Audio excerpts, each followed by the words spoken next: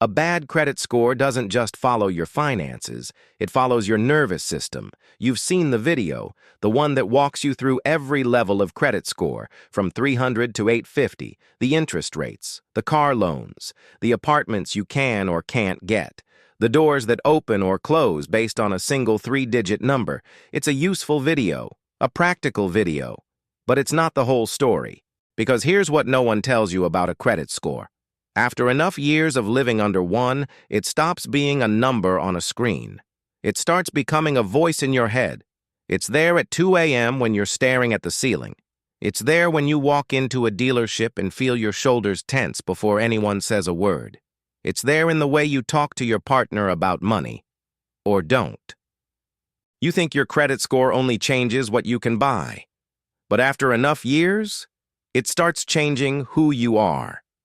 This isn't a video about credit. This is a video about what credit does to a human being. Let's start with something most personal finance content refuses to acknowledge. Being broke is exhausting, not metaphorically, biologically. Picture this. It's 11:47 p.m. on a Sunday. You're in bed. You shouldn't open the banking app. You know you shouldn't. You open it anyway. You stare at the number, you do the math 3 times, you close the app, you open it again, you finally fall asleep at 1:30 and you wake up already tired. That's not a habit. That's a nervous system in survival mode. When you live paycheck to paycheck, when every notification could be an overdraft alert, when every car repair is a crisis, when every doctor's visit is a math problem, your body doesn't separate financial threat from physical threat. It just registers danger. And it floods your system with cortisol, the same stress hormone your ancestors produced when they were being hunted on a savanna 200,000 years ago. The problem is, your ancestors only had to deal with that surge for about 90 seconds, long enough to run, fight, or hide. You deal with it for years, sometimes decades. And here's what chronic cortisol does to a human being. It shrinks the part of your brain responsible for long-term planning. It strengthens the part responsible for immediate reaction. It makes you crave sugar, dopamine, distraction. It makes sleep shallow. It makes patience disappear. You become someone who can't think about the future, not because you're lazy, not because you're irresponsible, but because your nervous system has been rewired to handle right now. This is why financial advice often feels like it's written for a different species. Just save 20% of your income. Just invest consistently. Just think long-term. The advice isn't wrong. It's just being given to a brain that's been in survival mode for so long, it has forgotten what long-term even feels like. You're not failing the advice. The advice is failing to meet you where your nervous system actually is. Here's something strange about money. Take 2 identical people, same intelligence, same potential, same starting personality. Put one under chronic financial pressure for 10 years. Watch them at year 10. You will not recognize them as the same kind of person. Not because money changes who you are at your core, but because prolonged scarcity rehearses certain behaviors so many times that they become identity. Watch the person under financial pressure at dinner with friends. The check arrives. They go quiet. They've already calculated their portion 3 times before the waiter approached. They laugh, they order water, they joke about being on a diet, and nobody at the table knows their stomach has been in a knot for 40 minutes. Watch them at the grocery store. They put something in the cart. They take it out. They put it back. They stand there for 30 seconds in the cereal aisle doing arithmetic that a wealthy person would never do for a $4 box. Watch them when their phone rings with an unknown number. They flinch, just slightly, but they flinch. Watch them when a friend mentions a vacation. They smile. They nod. They don't say anything, because wanting things has become painful, and silence is the only safe response. In relationships, financial stress doesn't just cause arguments about money. It causes a slow erosion of intimacy. The person carrying the stress starts hiding things, not out of dishonesty, but out of exhaustion. They don't want to be a burden. They don't want to be seen. And ambition, That's the quietest casualty. Because ambition requires a baseline belief that the future is available to you. That if you reach for something, you might get it. That effort and outcome are connected. Years of financial pressure can disconnect those wires. You stop reaching, not because you don't want things, but because hope, repeated and unanswered, eventually feels like self-harm. This is what the original credit score video doesn't show you. The interest rates are visible. The personality shift is invisible. But the personality shift is the part that lasts. There's a phrase in the comments under almost every video about financial struggle in America. Being poor is expensive. And it's true in ways most people never think about. Bad credit means you pay more for the same car, the same apartment, the same insurance. Sometimes the same job because some employers run credit checks. But that's the visible tax. The invisible tax is heavier. The invisible tax is decision fatigue. When every dollar matters, every dollar requires a decision. Gas or groceries this week? Electric bill or phone bill? Fix the brakes or risk it for another month? A wealthy person makes maybe a dozen real financial decisions a year. Someone in survival mode makes a dozen before lunch. There's only so much decision-making capacity in a human brain per day. Once it's gone, which is why people in financial stress often make their worst decisions at the end of the day. Not because they're weak, but because they're depleted. The invisible tax is also emotional numbness. When you've felt afraid about money for long enough, the fear stops feeling like fear. It just feels like normal. That's the moment you stop opening the mail, stop checking the statements, stop answering the calls, not out of denial, out of a self-protective fog. The fog isn't a flaw. It's your mind trying to protect you from feeling too much. But the fog has a cost, because the fog also blocks the moments when something good could be happening. A raise, an opportunity, a way out, and you can't see it through the haze. And here's the terrifying part.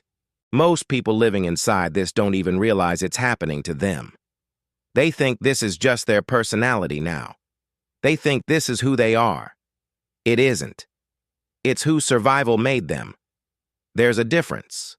And that difference is everything. This is the part that's hardest to talk about. After enough years under financial pressure, something shifts that's deeper than behavior. Identity shifts. You stop saying, I'm going through a hard time financially. You start saying, I'm just bad with money. You stop saying, I'm in debt right now. You start saying, I'm a person who's always in debt. Do you hear the difference? The first version is a circumstance. The second version is a self. And the moment circumstance becomes self, something dangerous happens. You stop trying to change it. Because you don't try to change who you are. You only try to change what you're going through. This is the identity trap. And it's the most expensive thing about being broke. Because once you believe money isn't for people like me, once you believe I'll never catch up, once you believe this is just who I am, your behavior starts proving you right. Not because the belief is true, but because the brain is wired to seek evidence for what it already believes. You start avoiding bank statements because, what's the point? You start dismissing financial advice because that's not for me. You start celebrating other people's success from a distance because the alternative, believing it could be you, would require dismantling years of carefully constructed identity. And here's the cruelest part. The identity trap doesn't feel like a trap. It feels like being realistic. It feels like finally accepting yourself. It feels like maturity. But it isn't maturity. It's a story your nervous system told you to keep you safe from disappointment. It worked. It kept you safe. It also kept you stuck.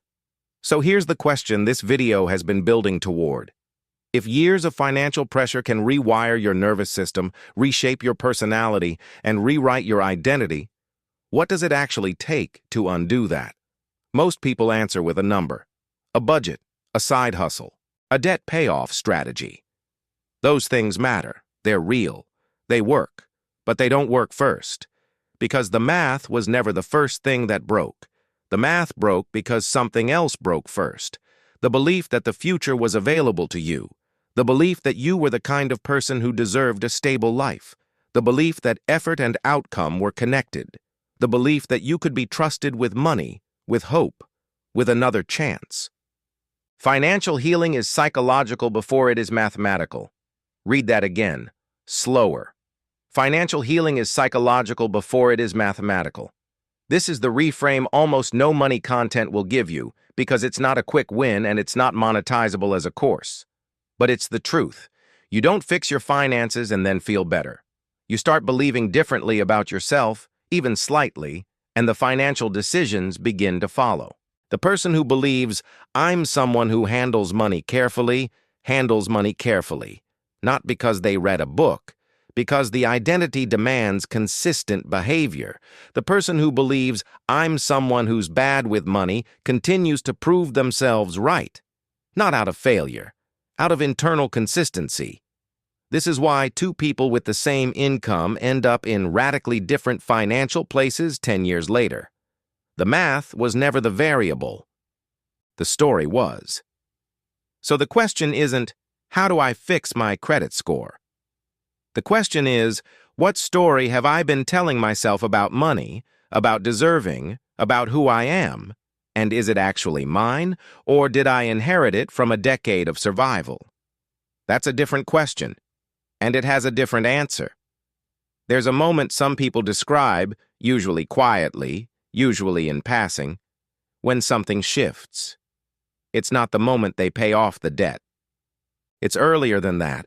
It's the moment they realize the version of themselves who got into the debt was doing the best they could with the nervous system they had at the time. It's the moment they stop being angry at their younger self for the credit card in their 20s, the missed payments, the decisions that compounded. It's the moment compassion replaces shame. Not in a soft, self-indulgent way, in a clarifying way. The way fog lifts and you can suddenly see the road. Shame keeps you stuck. Shame is paralysis dressed up as accountability. Shame says, you should have known better, and offers no path forward. Compassion does something different. Compassion says, you were surviving, you did what surviving people do, and now that you're not in the same nervous system, the same situation, the same fog, you can choose differently. That's the awakening. It's not, the system trapped me. It's not, I was a failure. It's, I was responding to my conditions. My conditions are changing, so I can change too. And it doesn't require your credit score to be fixed first. It doesn't require the debt to be gone. It doesn't require you to have figured everything out. It just requires you to stop confusing the chapter you're in with the book you are. So when you watch a video about credit scores from 300 to 850, remember this. The number is real. The interest rates are real. The doors that open and close are real. But you are not the number. You never were.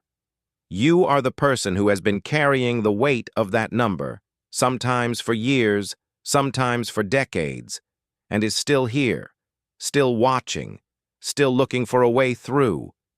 That part of you is the part that was never broken. And it's the part that gets to decide what happens next. The score was never the heaviest thing you carried. The identity was. Choose carefully. If something in this video made you pause, if you recognized yourself somewhere in it, that's not an accident. This channel exists for that pause. We don't teach you how to budget. There are 1,000 channels for that. We help you understand why the budget never stuck. If that's the conversation you've been looking for, subscribe. Stay a while. The version of you who can finally breathe is closer than you think.